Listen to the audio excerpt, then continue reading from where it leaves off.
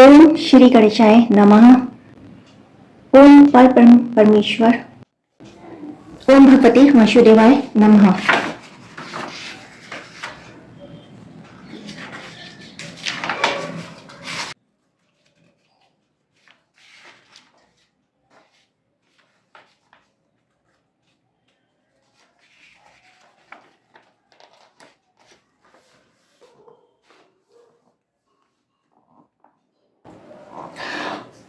ओम नमो भगवते वासुदेवाय।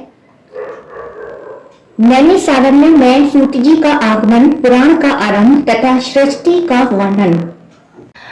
पूर्व काल की बात है। परम पुण्य में पवित्र नैमिषारण्य क्षेत्र बड़ा मनोहर जान पड़ता था। वहां बहुत से मुनि एकत्रित हुए थे। भांति भांति के पुष्प उस स्थान की शोभा बढ़ा रहे थे। पीपल, पारिजात, चंदन, अगर, गुलाब तथा चंपा आदि अन्य बहुत से वृक्ष उसकी शोभा वृद्धि में सहायक हो रहे थे। भांति भांति के पक्षी, नाना प्रकार के मृगों का झुंड, अनेक पवित्र जलाशय तथा बहुत सी बावलियां उस वन को विभूषित कर रही थीं। ब्राह्मण, क्षत्रिय, वैश्य, शूद्र तथा अन्य जाति के लोग भी वहां उपस्थित थे। ब्रह्मचारी, गृहस्थ, वानप्रस्थ और सन्यासी सभी जुटे हुए थे। झुंड की झुंड गायें उस वन की शोभा बढ़ा रही थीं। नैमिषारण्य वासी मुनियों का द्वादश वार्षिक 12 वर्षों तक चालू रहने वाला यज्ञ आरंभ था। जौ, गेहूं, चना, उड़द, मूंग और तिल आदि पवित्र अन्नों से यज्ञ मंडप सुशोभित था। वहां होम कुंड में अग्निदेव प्रज्वलित थे और आहुतियां डाली जा रही थीं। उस महायज्ञ में सम्मिलित होने के लिए बहुत से मुनि और ब्राह्मण अन्य स्थानों से आए हुए थे। स्थानीय महर्षियों ने उन सबका यथा योग्य सत्कार किया। ऋत्विज सहित वे सब लोग सब आराम से बैठ गए। तब परम बुद्धिमान लोहहर्षण सूत जी वहां पधारे। उन्हें देखकर मुनिगणों को बड़ा प्रसन्नता हुई। उन सबने उनका यथावत सत्कार किया। सूत जी भी उनके प्रति आदर का भाव प्रकट करके एक श्रेष्ठ आसन पर विराजमान हुए। उस समय सब ब्राह्मण सूत जी के साथ वार्तालाप करने लगे। बातचीत के अंत में सबने व्यास शिष्य लोहहर्षण जी से अपना संदेह पूछा।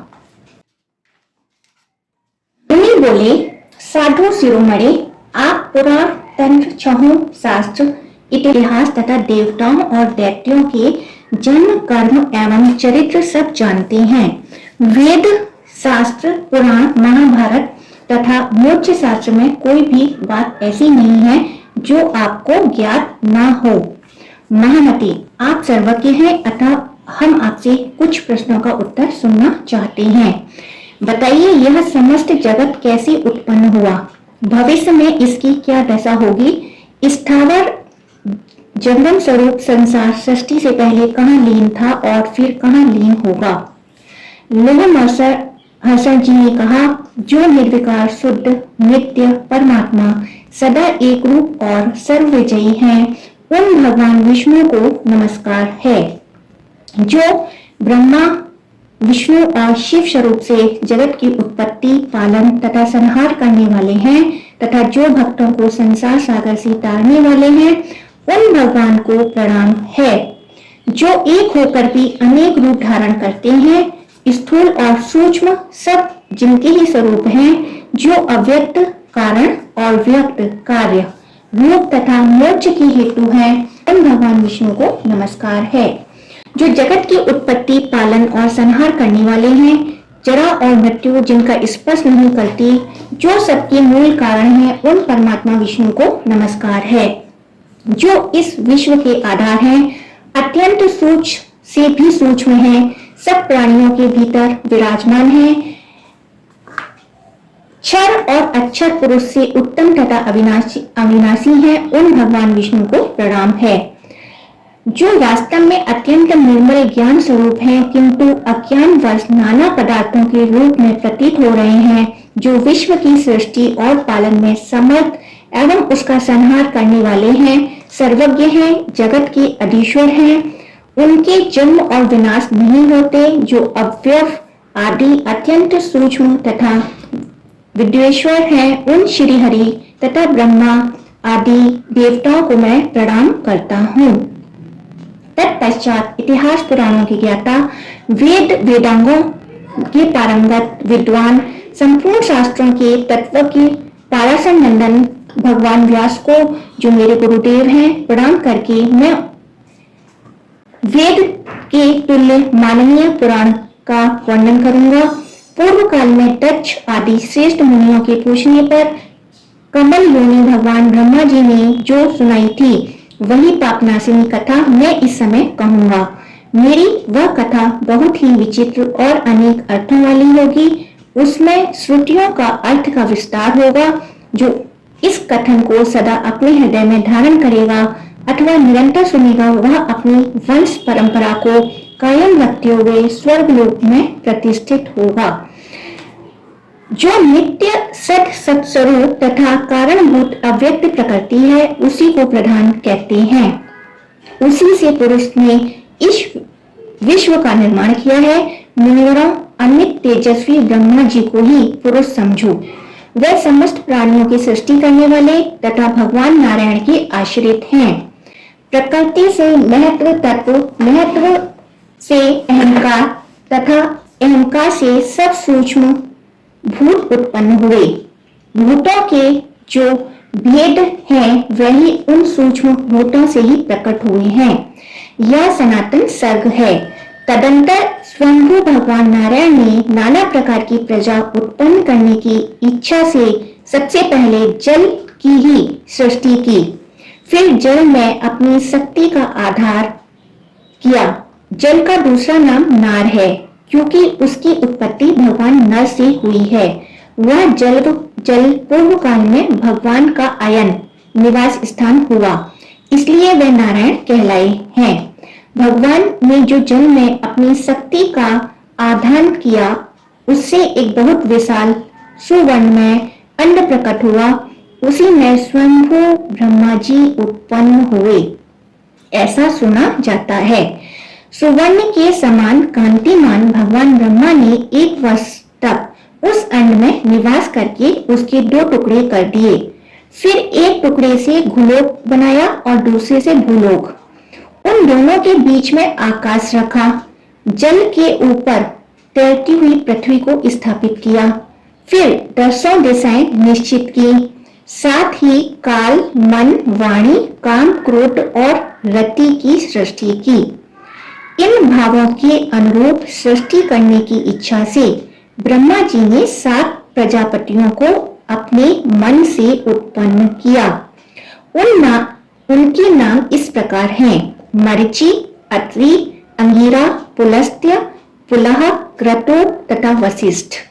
पुराणों में यह 7 ब्रह्मा निश्चित किए गए हैं। तत्पश्चात ब्रह्मा जी ने अपनी रोज से रुद्र को प्रकट किया। फिर पूर्वजों के भी पूर्वज सनत कुमार जी को उत्पन्न किया। इन्हीं 7 महर्षियों से समस्त प्रजा तथा 11 रुद्रों का प्रादुर्भाव हुआ। उक्त 7 महर्षियों के 7 बड़े बड़े दिव्य वंश हैं। देवता भी इन्हीं के अंतर्गत हैं। उक्त 7 वंशों के लोग कर्मनिष्ठ एवं संतानवान हैं। उन वंशों को बड़े बड़े ऋषियों ने सुशोभित किया है। इसके बाद ब्रह्मा जी ने विद्युत, वज्र, मेघ, रोहित, इंद्रधनुष, पक्षी तथा मेघों की सृष्टि की। फिर यज्ञों की सिद्धि के लिए उन्होंने ऋग्वेद, यजुर्वेद तथा सामवेद प्रकट किए। तदंतर साध्य देवताओं की उत्पत्ति बताई जाती है।